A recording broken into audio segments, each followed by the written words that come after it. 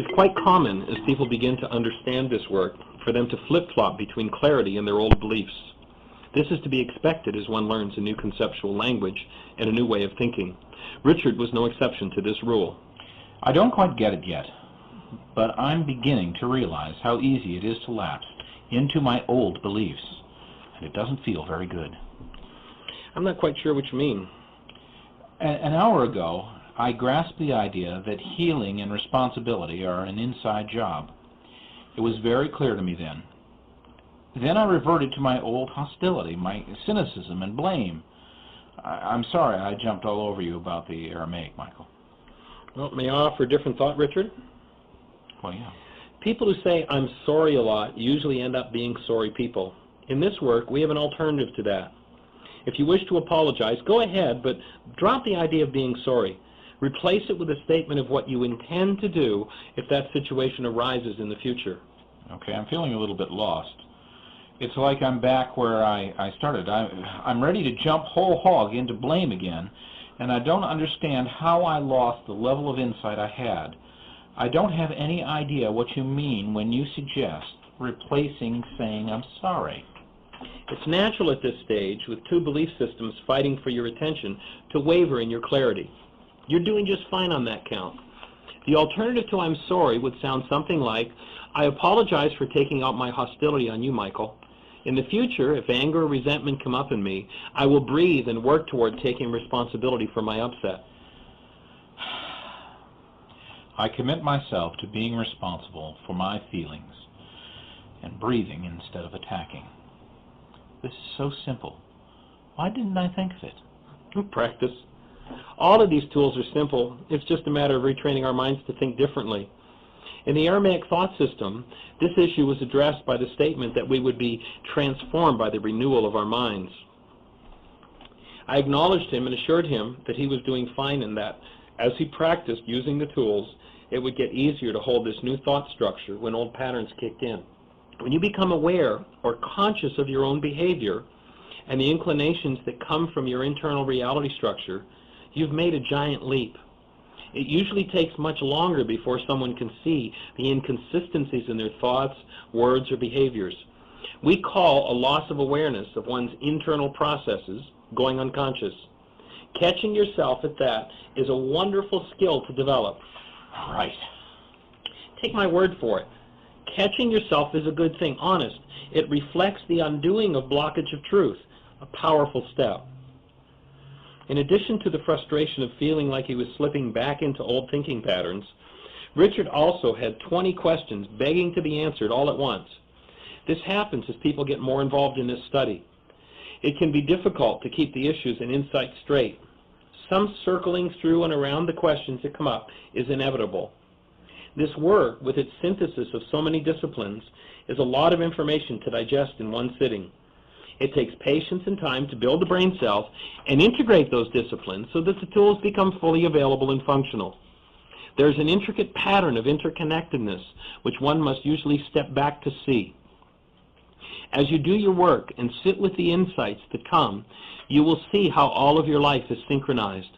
You might want to reread the first insight from the Celestine prophecy. Richard still looked a little bewildered and, once again, was holding his breath. Keep breathing. Healing looks like this, Richard. When old trash surfaces, it's not fun, but sorting through it and sorting through what comes up in the presence of love is what clears it out. Can you remember feeling this lack of clarity ever before? Why don't you just ask me about my whole life? Oh, I get it. Why should I expect to deal with everything in an instant when it's taken me many years to get to where I am today? Is that right? Yep. I've had years of practice at maintaining hostility, and I was a perfectionist at harboring a loveless mind. Well, as I said, it's a process. Does this mean I have to go digging through and re-experiencing everything in my past? I don't want to do that. No, there's no digging around required. If you practice and get good at re-experiencing your past, that's what you'll be good at, re-experiencing your past. The practice with these tools is to hold a space of love within yourself and live in today's world from that perspective. If something less than love surfaces at any time, use the tools. As you do this, things from your past that impact your present perceptions will surface to be healed. You can only deal with and heal your reality structure in the present. Are you breathing, Richard? Breathing? Why do you keep bugging me about breathing? What's the big deal? Hey, I'm on your side, remember? I'm here to support your healing. Recall when we spoke about how pain gets locked into a reality? Holding your breath causes feelings and events to be linked and stored as a unit. The energy of an experience you're having is suppressed into tissue when the breath is held. Rather than staying stuck and upset, if you breathe, it is easier for old patterns to break loose and distasteful present moment experiences to pass. The breath is the switch that either restricts or allows energy to move in your system. Keeping your breath open makes healing much easier. That fits for me. I'm just now recalling that when I was a kid, I was told over and over again that I was a sinner. I think that that may have done more to drive me away from the church than the hypocrisy I saw. When you remind me to breathe, it feels like that old pain of being condemned. Well, let's process through what's happening and look at it step by step. Wait a minute. What is processing? Well, I pretty much described it, but processing is defined as the capacity to hold love conscious, active, and present when something less than love surfaces. It's the main key in healing. It releases the painful component of every reality unlike love. It is not an intellectual process, though the intellect can initiate it. Processing releases aliveness within. Once its energy starts to move in you, you can never be the same again. You are changed and transformed forever. When it happens, it may be like a lightning bolt or a gentle breeze. It doesn't matter. Its stirrings are often unconscious at first. You may not know what has happened, but you will know that something has occurred. Value it, treasure it. It is the active power of love, reorganizing the core of your being and the expression of the cause of your existence. That makes sense and definitely sounds like something I want. Let's go ahead and see if I can process what just occurred. Your pain around taking on the sinner label may have stemmed from your beliefs about being unjustly accused. We had recently discussed your having been called a sinner, so the idea of being unjustly accused was just beneath the surface in your mind. By repeatedly reminding you to breathe, that which was close to the surface was triggered. My reminders easily resonated your old feelings about being accused and doing something wrong. Remember, old suppressed realities distort perception. As a kid, you were probably told 1,000 times you were a sinner, and each time your pain was reinforced. Your outburst about breathing was aimed at what triggered this old pain, my reminder to breathe.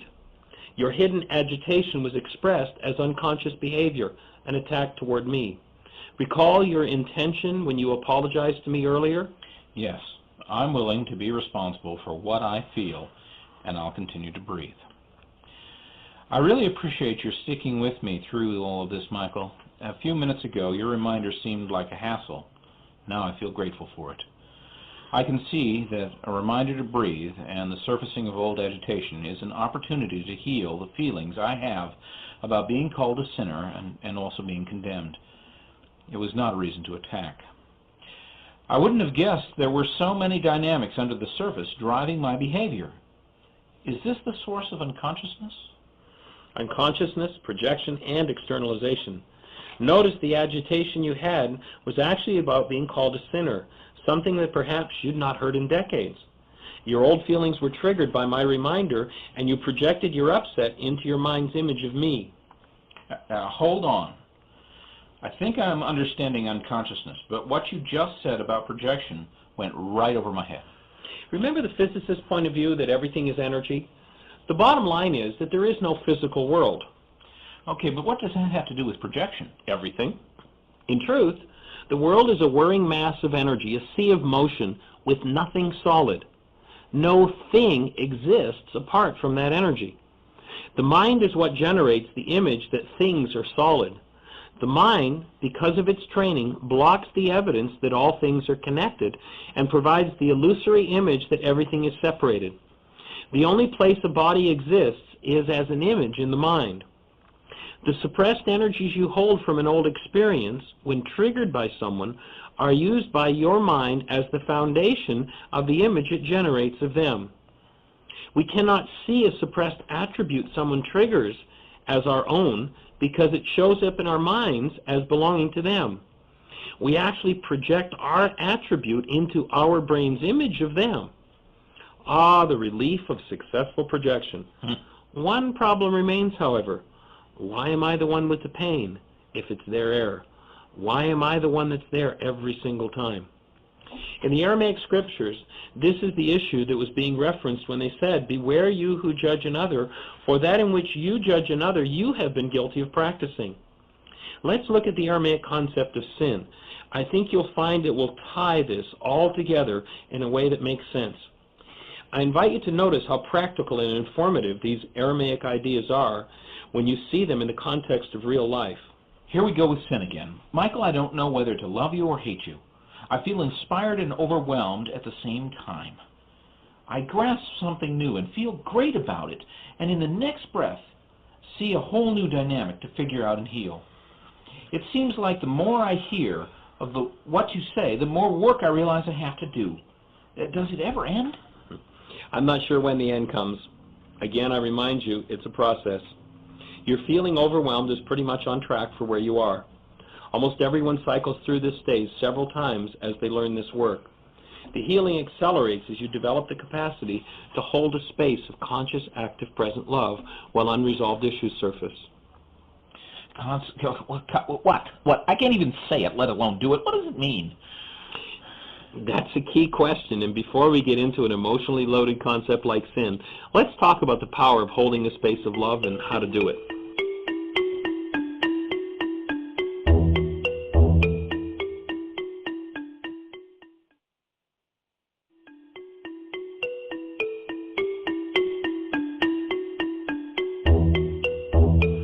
The best exercise I know to practice and strengthen your ability to hold a space of love is to close your eyes and allow yourself to just become quiet. With your awareness focused inside, think of that which inspires in you the clearest, strongest, most powerful love you're capable of feeling. What if I feel nothing? In my workshops, Richard, I often ask the question, do you remember a time when you looked at the way people around you live their lives and asked yourself if things were supposed to work this way? The majority of people answer a resounding yes. I remember. When quizzed further, virtually everyone says they remember knowing when life was about love, caring, and support. Each then recounts how they cut themselves off from love. Each generation of children is seduced into giving up their experience of a world based on love.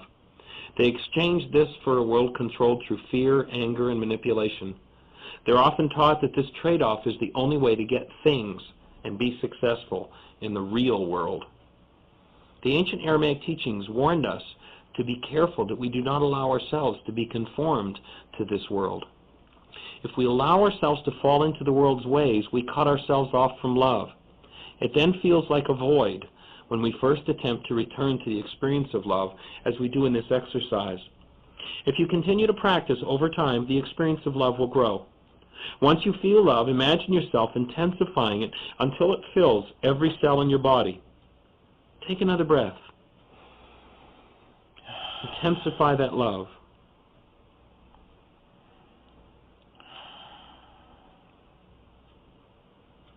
The next step is to open your eyes and imagine extending that love out through your eyes to someone or to some situation in your world. Another step is to unfold yourself in that love and, when possible, look in a mirror as you do so. Invest some time in this exercise, and soon you will come to find conscious, active, present love is a part of your vocabulary and your life. When Richard first called me, he was on his way to the West to start a new life. Now he asked if a simpler solution might not be to just move on. After all, if there's no one to trigger the pain, then life's fine. For many people, the geographic cure is an option, but it's only a temporary solution. The problem with the geographic cure is that we take ourselves and our whole reality structure with us and attract similar situations as a result. Running away does not work because the painful reality is carried within the person running. The only permanent solution is to understand and heal what is at the root of the reality structure causing the pain. Holding a space of love while the underlying reality surfaces is how we heal.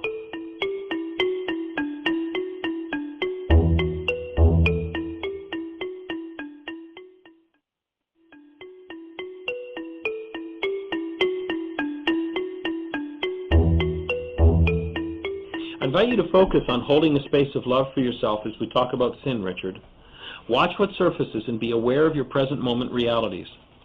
Most of us have bought into sin as something terrible and awful. It's something we've been taught to feel guilty and bad about. Sin was originally meant to be positive feedback. The English translation of the Aramaic word kata is sin. It's an archery term. When you fired a target and missed the bullseye, the scorekeeper yelled, "Sin."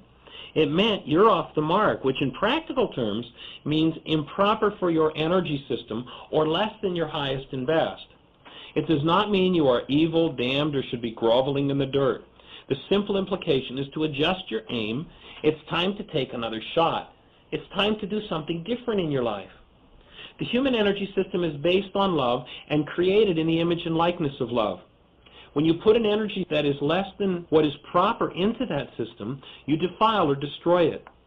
Engaging only in energies that support your energy system was called living in accord with the law. In the interest of self-preservation, it is good to have accurate feedback and know when you are off the mark or have sinned. That sure puts things in a different light. Yes, and it is also interesting to see that the Aramaic understanding of life is reinforced and proven by the latest in physics. If we could ask Albert Einstein about the world we call physical, he would tell us it does not exist. He would tell us that matter is energy that appears as a solid. The Aramaic scriptures refer to the world of appearances, cautioning not to judge by them. If we think the world is physical, we've judged by its appearance, not the fact of what it is. Is it possible that the world is energy, void of solid form, and organized by the mind into the appearance of form? If all is energy, the body, in Aramaic the temple, is energy.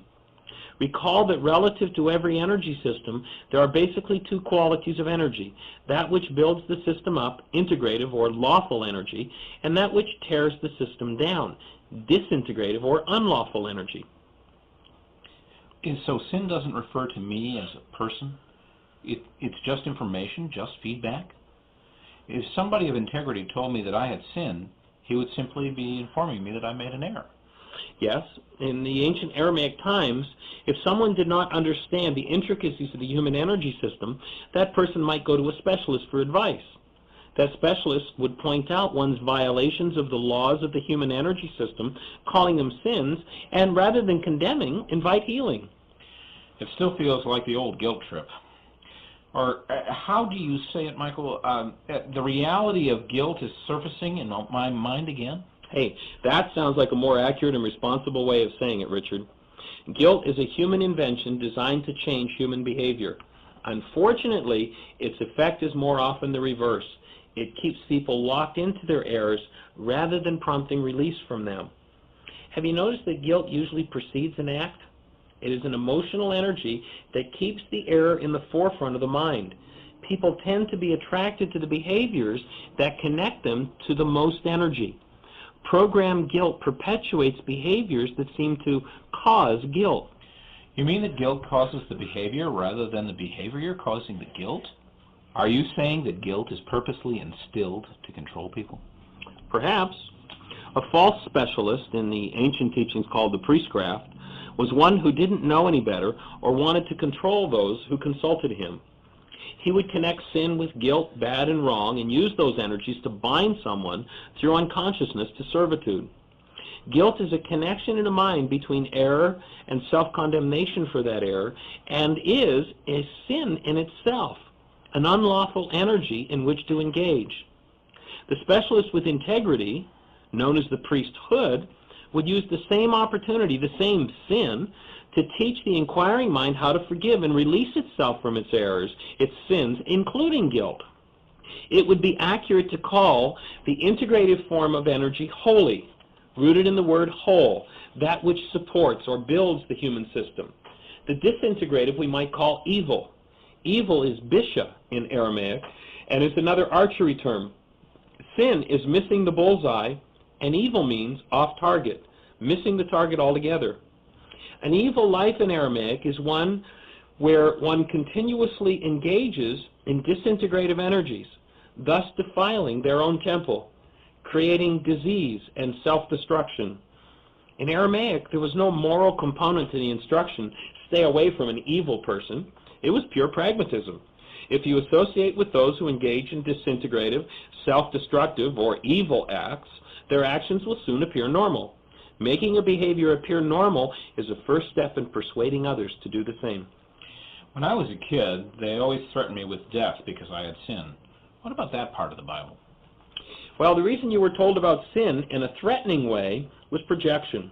Those who promote that type of interpretation are caught in their own sin, fear. Fear clouds the minds and destroys the bodies of those who engage in it. That is why in the Aramaic scriptures we are told the first law was that of love. In the Aramaic understanding, the law and its prophets hang upon the condition of love in a mind, not on fear, which produces unconsciousness and error. Without the condition of love continuously present, the searching mind will project its own errors into what it studies and whatever or whomever it sees.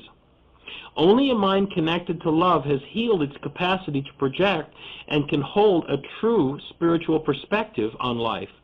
Only that mind can understand the law and the prophets.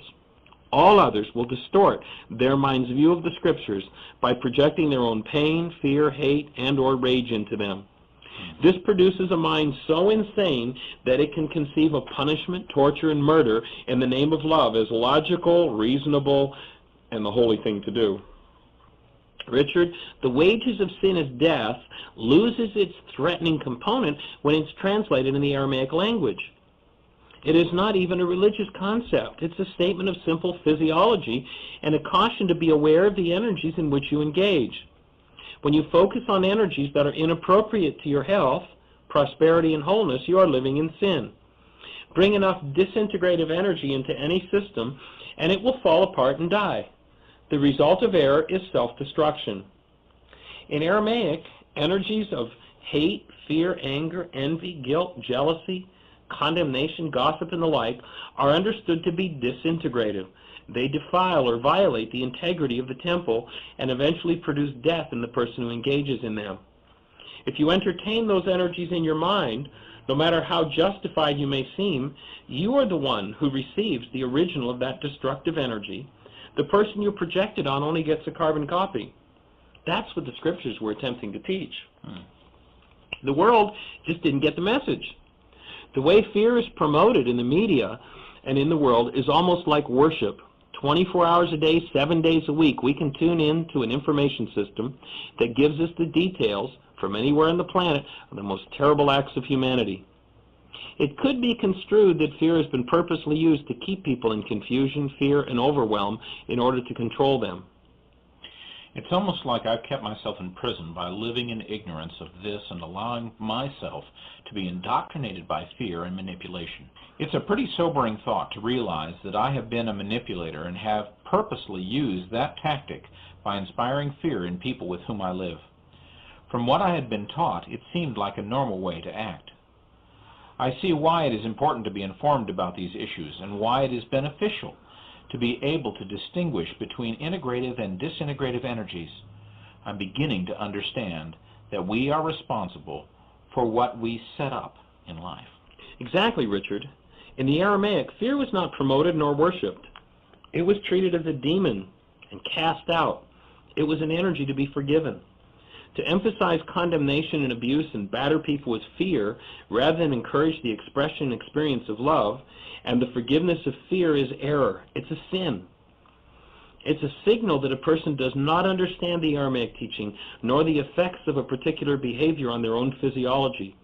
He or she does not understand how focusing on disintegrative energy produces disease in themselves. Fear, anger, threat, guilt, manipulation, confusion, and overwhelm are the disintegrative energies at the root of all disease processes. The time delay between engaging in destructive behavior and the diseases that are sure to follow hides the cause-effect relationship between the two. It is then easy to blame our diseases on outside forces like bacteria, viruses, and the like. More blame, projection, and externalization. I can hear myself making excuses for my diseases. I've caught the latest bug. It couldn't possibly be anything that I've done. Seriously, though, I think I'm really starting to hear what you're saying. See if this fits. I'm the one who has been there every time I've experienced anger, fear, or guilt. I cannot feel those things unless they are inside me. And if they are a burden to my system. They are my dis-ease. As Richard spoke, his hands were as animated as his face. He was obviously delighted with the depth of his understanding. The man sitting beside me now looked much lighter and more relaxed than the one who arrived earlier in the day. The way you present spiritual teachings, Michael, makes them sound simple, straightforward, and workable. They almost seem necessary to life. It never occurred to me that spirituality was so fundamental to living. I rejected spirituality and religion totally due to the bitterness of my early experiences. It seems like I've been carrying the burden of rejecting my religion for an eternity. No wonder I'm exhausted. For years, without knowing what I was doing, I've been hiding a lot of pain from myself as I bought into the label of sinner. It sounds like it's time for me to forgive my distorted realities about religion.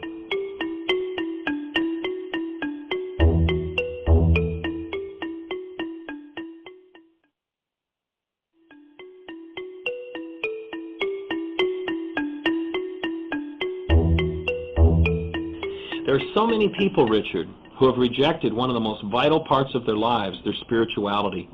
My observation is that those who do this are usually people who've listened to someone with no practical spiritual savvy. Years of study and intellectual knowledge about doctrine or religion do not necessarily mean that one has had any actual spiritual experience. Translations of the Aramaic teachings are so distorted today, I often wonder if it has been done purposely. I felt my own upset at that thought. The translations appear sound, but are twisted just enough to cover the wisdom that was available through the original words. I'm always amazed by people who've studied Greek interpretations, often called translations, of Aramaic teachings, yet have no interest in the actual meanings of what they've studied. Without access to the originally intended meanings, which can only be understood through a comprehension of the conceptual framework of the Aramaic mind, it is difficult for people to apply the tools that were originally taught. Sound teachings have gone from being practical and down-to-earth tools to being impractical and unattainable. As a result, people miss out on the knowledge, understanding, healing benefits, and comfort provided by the original teachings. Well, why would the teachings be distorted? There are three possibilities I see. One is that the expression of the ideas could have been limited by the ability of the language into which they were translated. Recall the two-dimensional creature we talked about earlier had no words to express the truth about the three-dimensional world. A language is limited to expressing only ideas and understanding for which it has words. A second possibility is the level of understanding of the translators who had little or no actual experience with the transforming power of the teachings. Without realizing it, they watered down this powerful ancient wisdom to their limited capacity. Can you possibly translate something beyond your level of comprehension? Well, I'm not sure what you're saying, Michael. Well, let's use an example. Would you want to go into a chemistry lab and perform a complex and dangerous experiment on the instructions of a first-year chem student who doesn't even know the language of higher chemistry? Well, of course not. I would want a competent, experienced instructor who knows. I would want the input of someone who had actually performed the experiment and had it work.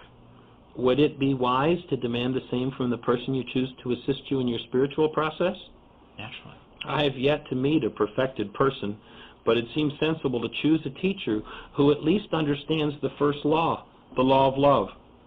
One with actual spiritual experience and with the ability to inspire the same.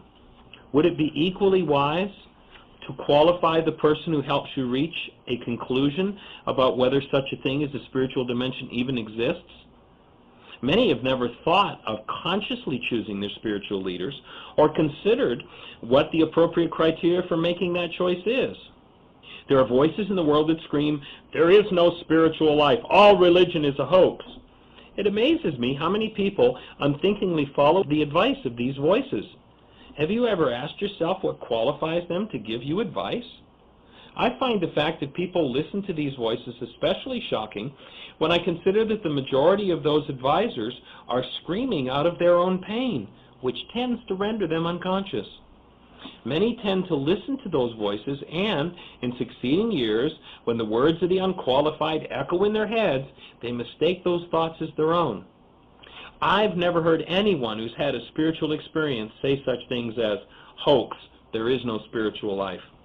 I've also observed many who have said such things change their mind very quickly when they have an actual spiritual experience. What is the third cause that you had in mind when you spoke of the reasons for distortion, Michael? The third possibility I see is that the teachings were purposely falsified to mislead and control people. I see why there is so much conflict, confusion, and infighting among spiritual groups. It sounds like each of us has to take responsibility for our own process, clean up our own minds, and choose our teachers wisely. As a young man, I dumped all involvement with anything that smacked of spiritual content as a result of my religious upbringing. I also fell into thinking things would make me happy. Now I'm seeing that no matter how much I have, if I don't work out what is in my own head, possessions alone won't satisfy me or bring me peace, not peace or happiness or security. I agreed. Things can be nice to have. They can bring comfort, but comfort does not heal. Only with tools designed to complete the task can we heal our pain.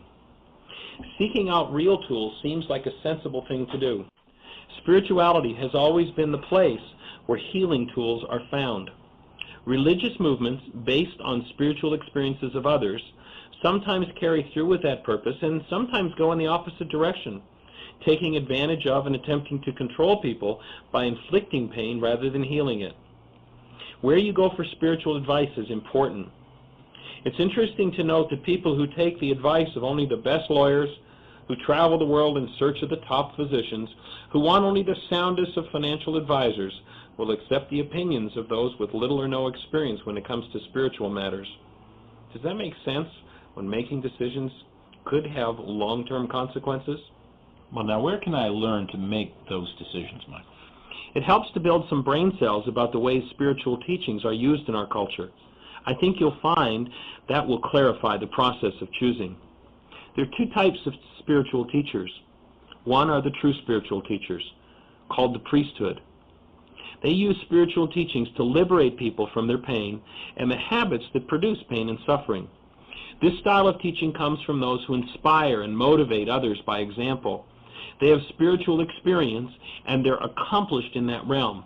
The fruit or result of these teachers' work is a shift from the insanity, hatred, and what I like to call the little violences of the world to peace, love, and abundance. These teachers, while not perfect, focus on their own work. Their hand is always out, compassionately extended for the purpose of supporting anyone who is healing and accepting support for their work in the world. Second type, false teachers, called the priestcraft, use spiritual teachings deviously. Under the guise of a promise to save or liberate people from present or future pain and suffering, they use threat and fear tactics to drive people deeper into their trauma. Often suffering is promoted as good and necessary, and the promise of liberation applies to some sort of an afterlife, which cannot be proven nor disproven. These so-called teachers also have a handout, but it is accumulating for themselves or their organizations and using some form of threat or fear tactic to keep people in tow. The false teacher uses religion to acquire political, financial, and/or behavioral control over people. The incentive for the weak or insecure to enter this type of religious order and join the ranks of false teachers is evident. A disproportionate percentage of the assets, power, sexual favors, and money of the people they control and manage accrues to them. It sounds like pretty heavy condemnation, Michael. I thought this work was supposed to be positive in its thinking. I don't know if I want to hear this. I understand where you're coming from, Richard. If you were in a prison and did not know it, would you need to understand something about its structure in order to find your way out? If from within your prison walls you said to me, Michael, I'm a positive thinker, don't tell me I'm in prison or how I got here, just show me out. Wouldn't it be foolish to lead you to the high fence, knowing you'd be stuck there without the ladder? If you had allowed the space for me to tell you about the high fence beforehand, you could have gotten the ladder from the basement in advance. Knowing what we're dealing with can be of practical help to us. Planning ahead and being prepared for what we will encounter is sometimes more important than all the positive thinking the world has to offer. Showing up at the fence without a ladder is doing life the hard way. I'm here to support you in making life easy and joyful, meeting your challenges with the practical tools and knowledge you need. I support you in meeting the obstacles in life with the ladder in hand, that is, living life from an empowered state. I'm willing to have that support and have life be easier. I'm just not clear yet about how this fits into being a positive thinker. I've always been told I should be more positive. I've been working on that. This work is not about being a positive thinker. That can get you into a lot of trouble. What are you talking about, Michael? My friend, who insisted I call you, said the work you have been developing is the ultimate form of positive thinking. This work is about honest and appropriate thinking, Richard. There is a disorder that I call premature positive thinking. If you have a negative foundation and refuse to deal with it, positive thinking is very appealing. It becomes another way to avoid. There is a benefit to positive thinking. Life improves. The problem, as I've observed it, is that the premature positive thinker has to be on top of things all the time. The stress of keeping the negative down with a positive attitude means there's never a minute's rest. Premature positive thinking can lead to becoming the type A personality.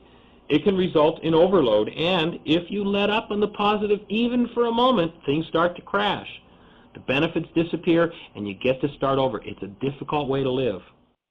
Premature positive thinking also produces disease. Appropriate and honest thinking is the goal. The only healing and truly restorative processes are those which allow stored negativity to be surfaced, exposed to love, and released. Let go of the need to build a positive framework on top of a negative foundation. Acquire tools and deal with the negativity as you develop the capacity to naturally and gracefully live from the positive. In this system, there is no stress from trying to keep a falsehood in place. There is no pretentious thinking because everything less than positive is given the space to surface and heal. In the short term, it takes extra work and commitment to do what I'm suggesting, but in the long run it leads to a much easier life. With these tools, the body, rid of its burdens, can then use its own recuperative powers to rebuild. Disease is not natural. Health is our natural state and is always possible when interference is removed. True health is impossible to achieve when discord is present. This understanding is the foundation of any true healthcare system. Without this deeper comprehension of healing, any system of healing is bound to be a disease care system that will consume enormous amounts of wealth. That fits for me, but I'm still not sure. Isn't it positive thinking to want to love everyone and let go of my need to condemn? It seems like you're telling me not to think that. But if I don't, I'm stuck with my negative thinking, being angry and blaming others. Well, let me go back to the prison analogy and clarify my point about condemnation. I don't have to condemn the prison in order to inform you of its structure or to say, here are the pitfalls, this is where the guards are, and the lowest part of the fence is over there. You will need a ladder and a positive sense of yourself and what you will face in order to make it through. I can be in a constructive space and say, beware, the earmarks of the false teacher are blank, and identify their characteristics. I can let you know that certain behavior does not support your highest and best. I can warn you, be aware if you find yourself or someone else doing these things, and be in support of healing those behaviors, all without condemning. However, if your inner dialogue speaks to you frightfully about condemning, perhaps there's a need to heal your listening and rid yourself of the need to gloss over what does not work. There are two totally different issues here, Richard. One is condemning, the other is identifying. If you never make the distinction between the two, you will be vulnerable to either engaging in or being taken in by the thinking of the false teacher. When we support destructive behavior in the world, we're engaging in disintegrative energy. False teachers operate in religion, business, government, media, education, and in families. They can show up anywhere. As we develop the brain cells, we can see the behavior for what it is. If there is condemnation in us, we can then take responsibility for that condemnation, heal it, and bring healing and insight to false teachers. This also opens the space to stop the cooperation with and the support of false teachers. The alternative is to refuse to identify what is happening and not know why there's pain, rage, or suffering. It's amazing how many people are continuously angry. You know the type who slams the doors, kick the cat, beat the kids, and they cannot identify the source of their anger. Most often the rage comes from the helplessness of being in the grips of the false teacher and not knowing how to take back one's own power. The refusal to learn and live in harmony with truth leads to destructive behavior. The abused become manipulators and abuse those who are weaker, and this serves as a substitute for the power one is lacking over one's own life. It is a compensation for insecurity and weakness, masquerading as strength. I felt powerless most of my life, Michael. I feel I've been controlled through my fear, and I usually respond with anger. I think you've got me pegged. Richard, it's an almost universal story. I could probably say the same thing to 90% of the population and be accurate. Most human beings have bought into reality structures, usually for security reasons, that allow them to engage in, support, or be controlled by manipulative behavior, and they unknowingly give up their aliveness to do it. With awareness of what is driving us and tools with which to heal, we can free ourselves from these patterned responses. It is important to be discriminating about what you serve with your intelligence, resources, and time. Right livelihood means you do nothing that supports disintegrative energy in the world, and use your time, intelligence, money, and energy to support only awareness and aliveness. The need to condemn negative behavior or those practicing it can also be healed. A willingness to investigate is required. Knowledge is power. Ignorance does not lead to healing. It leads to staying stuck behind the prison fence, suffering and pretending there is no way out. Classic victimhood. With information, understanding, and dedication, it is possible to create a space of healing for anyone who engages in negative behavior. This includes ourselves and anyone who takes advantage of another. With this understanding, we can also support the healing of people who set themselves up to be manipulated. Every player in a situation must be healed for a total shift to occur. Healing also means that each person involved automatically moves closer to the awareness of their true purpose and finds it easier to be guided in its accomplishment. It is valuable to comprehend the healing dynamic so that we have the capacity to choose what to do and what not to do. Understanding manipulation in no way evaluates what another has done or should do, for that is his or her business, not ours. However, having proper understanding allows the space for us to be held accountable and to hold others accountable for what is done. This brings us to another belief promoted by the manipulator. You are bad and wrong if you ever catch me at my game and try to hold me accountable. There are people functioning out of their pain who manipulate and engage in actions you want to avoid. Their actions and cover stories can be very subtle. Some have spent their whole lives building a camouflage for their manipulations. It is important, especially since most of us were born into a manipulative world, to understand the subtleties of manipulation. Like the fish that cannot see water because it is so close, some forms of manipulative behavior are so ingrained they're invisible. I have observed that often a person being abused thinks it's normal and appropriate to be treated that way. When an abuser is confronted, the response is usually, "That's not abuse, that's proper behavior." Recall the waitress, Richard? When you became conscious of your behavior, you categorized it as destroying. Prior to having the brain cells to see it for what it was, didn't you see it as proper? Remember, you were just protecting yourself. That protection was manipulation. The ability to identify conduct for what it is important in breaking through the automatic cycles of behavior. When people who need their daily dose of abuse are confronted, their response is usually the familiar, "I thought that's the way it was supposed to be." Their self-put-downs are cradled in guilt and the haunting thought that they deserve to be abused. This is shocking information. The part that is hard to believe is how oblivious I have been to it all in my entire life. I guess you could say I've been like the person in prison who thought that's the way that life is. We have all to some degree been trained in the fear of the world. Each of us to some extent has been seduced by and engaged in manipulative behavior. Perhaps that is why most people would rather not admit, talk about, and acknowledge the fact that they intimidate others. They do not face themselves as you are now. Richard, on the edge of emotion surfacing, could not quite let go. Seeing the pained look in his face, I added, "I acknowledge your courage and willingness to hear new information. That can be an especially difficult task when it involves looking at our errors or the errors of those we love. It can be even more difficult when we start to let go of the parts of us that need to be released and healed."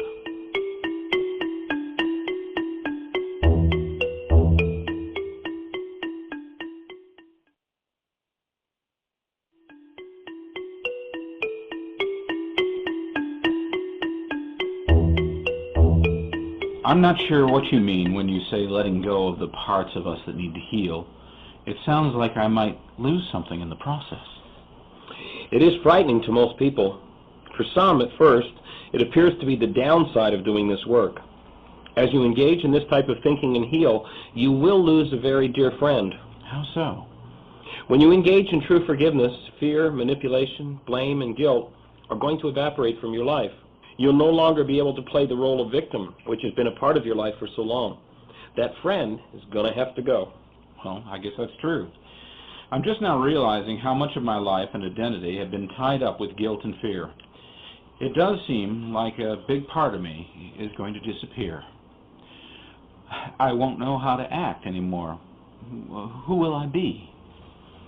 Sounds like a part of you is already feeling sadness about the loss of those old personality roles you loved to play. Giving up old identities and roles is important in this work. Sometimes those old selves don't go without a fight and a struggle. The feelings of loss can be so strong they might feel like death. In Aramaic it was said that in order to live you had to die. This may sound like a ridiculous statement, but when you see that the old self, the false, disempowering self, has to go or die, for the true self to live, it makes perfect sense because it is a death of sorts. If you had asked me when I first started if I wanted to give up my feelings of guilt, anger, and sadness, I would have said no. These are normal feelings, part of what makes us human. Everyone has these feelings and they give us depth and character. Living without them would be a hollow and boring way to live. Richard, it might help to notice that guilt, anger, sadness, blame, and victimhood deliver no benefits. Though we've been convinced they're normal, they are not a natural nor a useful part of life, except as feedback. Aside from a perverse sense of righteousness, martyrdom, or negative attention, did they ever bring any actual love or benefit or reward? When those feelings are operational, are you at choice in your life? Who's running your mind at those moments? Well, those are interesting questions. I didn't realize how I distorted myself, nor how I twisted it to take pleasure in being a victim. I had not considered the fact that I gave up my power of choice to those feelings. It seems like a good way to get attention and not have to accept blame for anything. No matter what went wrong, I convinced myself it was always someone else's fault.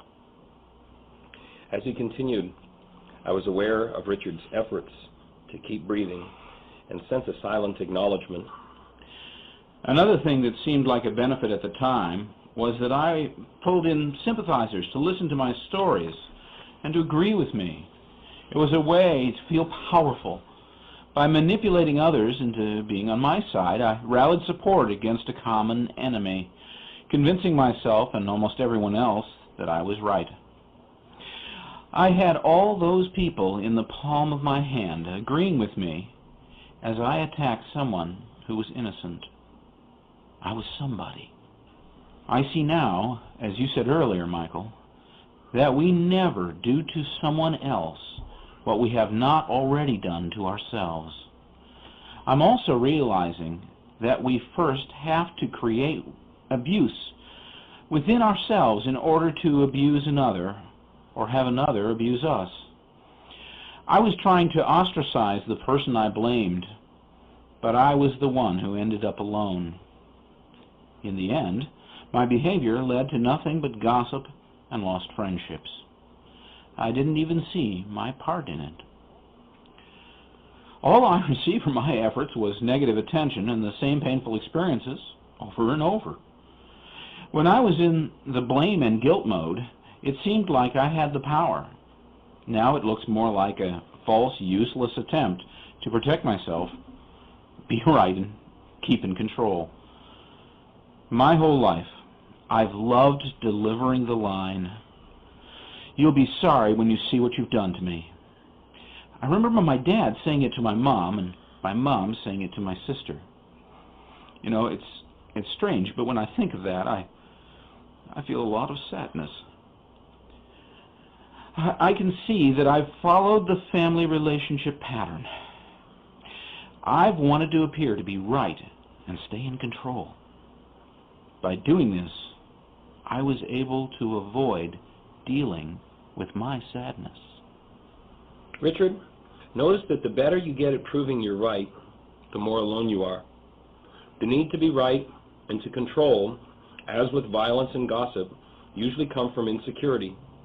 Guilt and blame are not really crutches that assist your life, but rather a ball and chain that hold you back.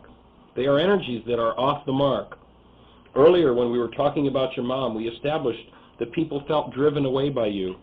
When those people left, you felt like a victim. You are only a victim to the results of your own behaviors.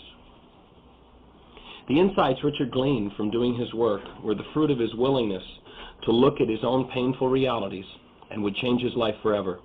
He was experiencing firsthand that it was safe and healing to face and deal with himself, and that there were very practical, real tools for going through that process.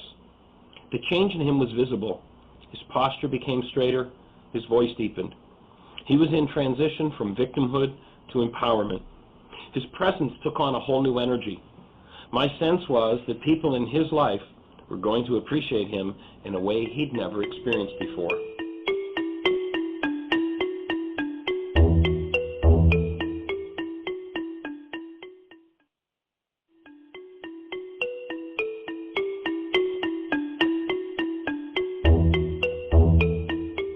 It's clear to me now that I set myself up. Strange as it sounds, I was comfortable in the role of a victim. I've practiced it all my life. I didn't realize I caused the trauma that was my constant companion. It seemed to benefit me to show how wounded I was, how much of a victim I was, because people didn't tend to hold me accountable. It seemed to save me from further punishment and put me in control. I can see, however, that the first step in the process of becoming a victim was my choice to be victimized. As I look at it, I can see I purposely played the victim role to keep people from victimizing me. What manipulation, what a twisted way I've used people. As I think about it, I fed on the energy of the fear. It was that and anger. They seem to be my only two choices. I really have some work to do if I'm going to change the foundation of my relationships from fear and anger to love. I believe love is the most powerful force on earth. It seems one of the benefits of giving up anger, sadness, blame, and guilt and letting go of my ball and chain is to be regaining my power. Is that it? Does this mean the choices I make are the key? You got it, that's right. And the new choices you've been making today are grounding you in your power. Then you're saying that the power I lost playing the victim becomes available to me to consciously recreate my life, to think about every part of me being aligned with and creating out of love? Well, that's pretty exciting. That's exciting stuff. Yes, and it takes work. It's not an event that happens in a single moment, but a process that results from being responsible for what you set up in your life. Notice that the truth is safe and healing. Now that you're aware of the behavior patterns that don't serve you, you're in a position to change them. That is empowerment. It sounds like the only way you thought you could step into your power, other than through victimhood, was through hostility. Now, that's exactly what I thought. Without my anger, I was powerless. Hostility is one of the most addictive, damaging drugs there is. Every person who engages in it needs their fix to keep their pain suppressed. Those who use this drug encourage others to do the same because they themselves have not faced what they have suppressed with their own anger. Often the rationalization that we have a right to our anger is used to justify holding on to this form of self-abuse. We must be willing to deal with what we've hidden from ourselves and stop using the drug if healing is to occur. Now, what are you talking about? Do drugs suppress pain? If you look at someone who's extremely hostile, you will always find deep emotional pain. Hostility sets up body chemistry that suppresses pain. Using hostility is like any other drug. If one stops using their addictive substance, in this case, the internal chemistry produced by hostility, they will go into withdrawal when the pain the drug has suppressed surfaces. That is the point at which the craving gets so strong, many return to their supplier for another fix. One of the biggest challenges for the hostility act is that the supplier is internal, a tricky pusher from which to break contact. Hostility must be treated like any other drug. Its use must stop if one is to recover. The other challenge is that society is the enabler. Wait a second. Enabler? What's that? In traditional drug and alcohol treatment, the enabler is the person who supports the user by covering for or assisting him or her in keeping up the habit.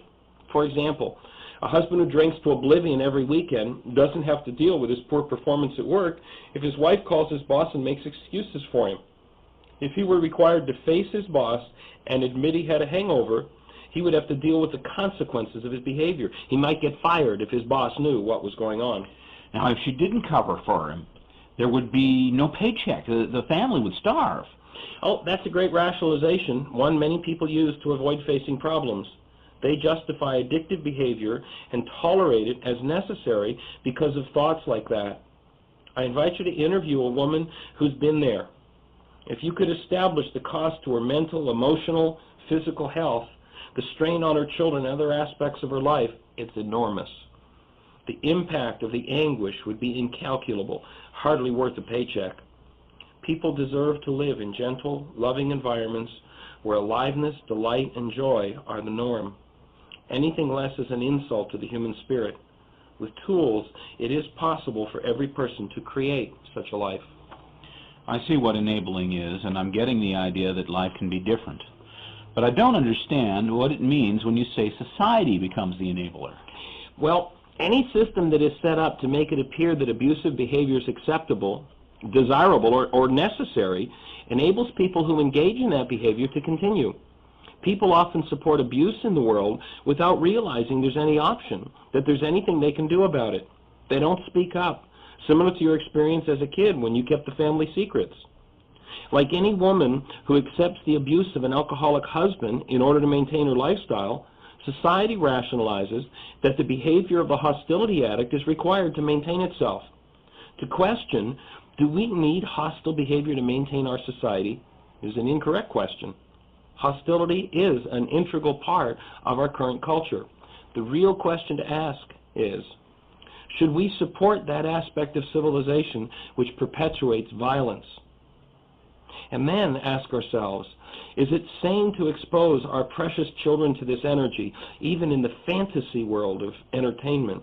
Well, how does society enable hostile people?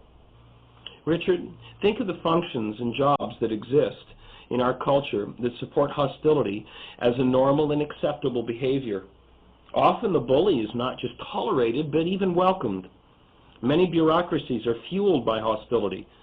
In excess of 50% of the national budget is used to fund our war-making capabilities. How many of these activities do you suppose are patterned after the abuse many people learned in childhood? Well, probably the majority. But how did those patterns begin for most people? Many children are raised in homes where being beat up verbally, physically, and emotionally is normal. They presume maltreatment to be a part of life. They usually hate the abuse and their abusers, but people tend to become what they hate. They then contribute to the society that in turn accommodates them by creating ways that they can earn a living by being abusive, thus maintaining those patterns set in childhood. By this action, society fulfills the role of the enabler, and the cycle is passed on to the next generation. The mistreated who are now in control tend to become abusers themselves. Abuse does not become sane because it is institutionalized, accepted, or looks normal.